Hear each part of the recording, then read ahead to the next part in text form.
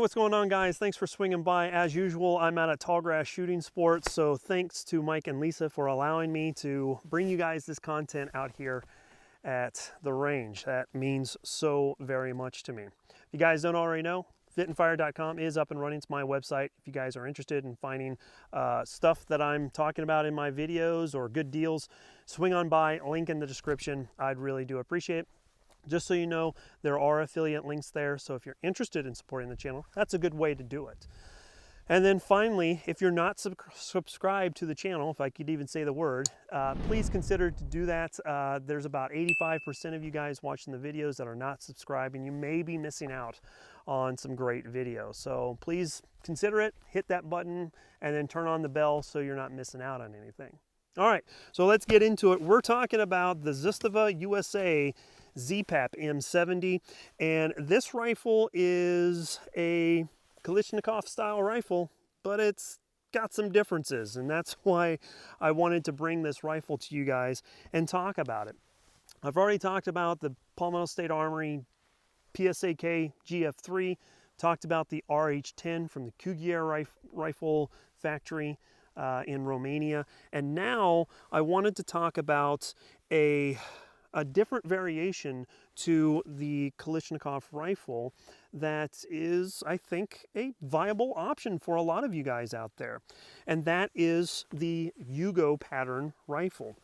Now, the ZPAP is the third generation of the M70 rifle that has been imported into the United States. It first started with the OPAP, and then it was the NPAP, and now we have the ZPAP. The biggest difference between the ZPAP and the other ones is the fact that this one is imported into the United States specifically by Zastava USA. So you don't have to worry about this rifle going to a company like Century to have things, you know, kind of milled out and, you know, changed for 922R compliance. This is going to be handled from the factory in Serbia, formerly Yugoslavia, to Zastava USA here in Des Plaines, Illinois. And that way they're able to kind of control the QA/QC with this rifle a little bit better, in my opinion. I don't know if that's the case or not, but that's kind of how I see it. So let's talk about some of the major differences that you will find with this rifle, and then we'll kind of do a real quick overview of what's going on as far as the makeup of this rifle.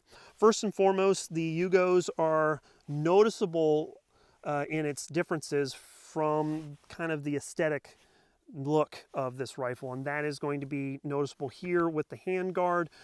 You'll notice that the handguard has 3 vent holes, and that is going to be different than what you would find, say, from like a Wasser. Those are going to be a shorter handguard that's going to have 2 vent holes, so you're gaining about an inch worth of handguard, and that's a good plus because it allows me personally to get my hand a little bit further out on this rifle to be able to pull it into my shoulder a little bit better, and that's something I really do like.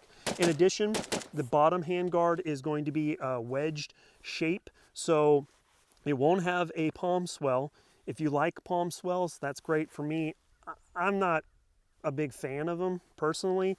I like this design a little bit better. It works well with my small hands because I'm like Doug Flutie, you know? I don't know. I just like it better. The other big thing is the buttstock is not going to be attached by the tang from the receiver. It's actually going to have a bolt that runs through the buttstock and attaches to the rear trunnion. So that's another major difference. The big reason why I'm pointing these out is that is going to be a compatibility issue when it comes to this rifle to your standard AKM. So keep that in mind as we go through talking about this rifle. All right, so let's talk about what's going on as far as the makeup of this rifle, starting from the tip, working to the back. First and foremost, it has a 16.3-inch cold hammer forged barrel, and that's something I personally really like. Cold hammer forged barrels are inherently a little bit more accurate than a standard steel or chrome lined barrel, so that's a plus for me. The downside to it is if you are the type of person that has a lot of surplus ammunition that is corrosive, with it not having a chrome lining on the barrel, that could cause a problem with, you know, deterioration of the barrel, pitting, so on and so forth, if you don't clean the barrel and the rifle right away after a range session. I don't have that problem because I run non-corrosive ammo, so I really don't care about that. But if you do run corrosive ammo, that's something you may need to consider. The next thing is the front sight post is a little bit more robust than some of the other ones that are out there, and that's something I like. I can tell that this rifle is pretty straight, you know, really straight actually, just by not only looking down the rifle itself, but also the fact that there was very little to no windage adjustment that I had to do on the front sight post. So that is a major plus in my consideration, in my opinion rather. It does have a cleaning rod, so for you purists out there, it does come with one of those, but you will notice that it does not have a bayonet lug on the gas block. So you Boogaloo boys out there that are concerned about the next Civil War running around and you're going to throw your bayonet on your rifle and do a charge, it's not there. So whatever. The sling point attachment is integrated into the gas block, so that may be a pro or a con to you, I don't know. That's something I did notice that the Norinkos, they do on their Kalashnikov style rifle, so that's pretty cool, but normally you'll find them on the handguard retaining bracket down here on your standard AKMs. The biggest thing with this is it may make the sling or hold the rifle a little bit closer to your body. So that's something to think about. If you are wearing body armor, it may be a little bit closer to you. Could cause you to have a more stable platform to shoot from, but it may also cause issues when it comes to getting this out in front of you to do any type of magazine change if you're running drills. So consideration right there. As far as the fit and finish goes with this rifle, it is gorgeous. The wood on this is immaculate. I love the feel of it. It looks really good. That dark, rich looking wood is really nice. The receiver looks great. The fit and finish on everything there is really nice. The rivets are not overpressed or underpressed. They're not canted. All the rivets look great.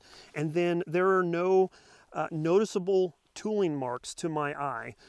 There may be some that I'm just not picking up on, but by and large, looking at this rifle compared to say like an RH-10, you can tell a noticeable difference, and that's something I really did like. All right, so let's talk about some of the other differences when it comes to this rifle compared to say like a Wasser, and that's going to be here on this bracket mounted to the side of the receiver. This is where you would put your optics rail and attach it to your rifle right here. This is going to be a Yugo design, so if you're looking for a optics rail from like RS Regulate, you're going to have to ensure that it specifically says a Yugo, Yugoslavian, or an M70 rail mount to ensure that the compatibility is correct. So keep that in mind. And then back here is a button on the back side of the receiver, and that is for your recoil spring. It's the recoil spring retention button, pin, whatever you want to call it. And at first I didn't think I was going to like it, but I have actually come to really enjoy that feature, because while it is a bit cumbersome to depress that pin and then push the recoil spring in to take the dust cover off, it does retain the recoil spring in the rear trunnion. So if you do take the recoil spring out and you put it back in, as you reassemble it, that pin will prevent this from coming all the way back on the rear trunnion. So when you put your dust cover on, you don't have to worry about smacking it on. You can just line everything up and then press the button, and it locks itself right in. And that's something I really have come to enjoy. So let me talk about the internals. One of the great things about this rifle when it comes to the internals is the fact that the trigger or the fire control group is from the Zastava factory in Serbia. So this is not a G2 Tapco G2 trigger, it's not a Century Arms trigger. This is the trigger that comes from the factory in Serbia. So you don't have to worry about some Joe Schmo here in the United States that's getting paid minimum wage just throwing something in there. This is being assembled with the rifle across the ocean. That's something I really, really do like. It has about a 4.5 pound trigger pull, which is on par with the GF3, not as light as the RH10, but you know, it really, you don't notice it until you're, you know, slowly pulling that trigger for zeroing the rifle or for accuracy. And we'll get into accuracy in a future video. The next thing is the bolt and the carrier. This is going to be a forged bolt and carrier group. It does have a hard nickel plating to the carrier, which is nice because it gives that polished look to it, but it also allows you to clean things a little bit easier as well. The carbon doesn't really kind of stick to it as easily, so that's something I really do like from an aesthetic viewpoint. The rear sight is your standard AK sight, so nothing special there, but it does look really nice with that polished top side of it. And then the all the different settings here are, you know, really lined up perfectly. So that's something that I also did like about that too. Let's talk about some of the downsides to this rifle. If you are someone who is well versed in the Kalashnikov rifle, this rifle may not be something that you're looking for unless you're kind of a collector and you want something a little bit different than another Arsenal or Wasser or whatever. That would be kind of the big reason why you would get this. If you're new to the AK world, then this would be a good quality rifle for you to take a look at. Maybe you may not like it after all, but from the get-go, I've really have liked it. The biggest problem that you're going to have with this, though, is, like I've mentioned, the compatibility issue with the parts on this rifle. So that's my biggest complaint when it comes to the Yugo. There are aftermarket parts out there, but they are a little bit more difficult to find, maybe a little bit more expensive. So that's something to take into consideration. The next thing that I wanted to talk about that I'm not a big fan of is this safety lever. While it does have a really nice feature that allows you to have a bolt hold open feature, so if you're at the range and they require that, you don't have to worry about carrying a chamber flag. You can just hold it open that way. But I will say that the safety lever is very stiff to operate. So if you are the type of person that runs drills and does like a double tap and places your weapon on safe after each iteration, your hands get wore out pretty quick. I've tried to bend it and I can't do that to relieve some of the tension. It just hasn't worked out. So something I'm just gonna have to live with. I don't think that I can swap it out for like a Krebs custom enhanced safety lever. So there's that issue too. I may be mistaken about that. If I am, let me know, but I don't think I can do that. However, by and large, this rifle has been extremely fun to shoot. It shoots extremely flat, which is something that I've noticed right out of the box in comparison to my RH10. So that's been a major plus. And again, aesthetically, it looks great. It's a great looking rifle. We'll get into accuracy here in the near future, but I will say after running a few hundred rounds, there's no noticeable issues when it comes to the rifle breaking down or any type of odd wear patterns on the internals. So that's really nice.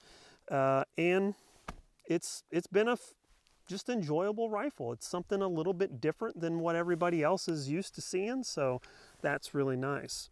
The final thing that I will say about this rifle is when it comes to the 922R compliance, the only pieces that are on this rifle that comes from the United States is going to be the furniture, the wood furniture, the slant brake, and then two components in the Zastava USA magazine. I think it's the follower and the base plate are US components as well. So that keeps a lot of the internal parts consistent from the Kruger, or excuse me, from the Zastava factory in Serbia. So that's something that I really did like about this rifle as well. All right, that about covers it for the Zastava USA ZPAPM70. Let me know what you guys think about this rifle. Sound off in the comment section down below.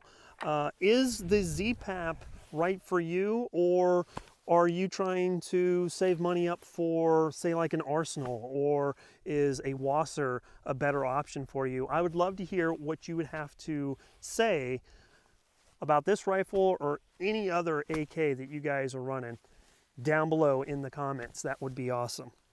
The next thing I want to talk about real quick is make sure that you guys are taking time for your family.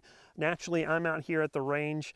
Graciously, my family allows me to be out here once a week to bring you guys this content, but sometimes, you know, we miss out on saying the important things. So make sure that you say, you know, that you love your family, that you miss your family when you're away from them, and that they mean the world to you, because, you know, sometimes we miss out on that. And it's a good way to start off 2020 with letting them know that they are more important than these things. These things are great to protect the family, but at the end of the day, they're the ones that are the most important. So make sure you tell them.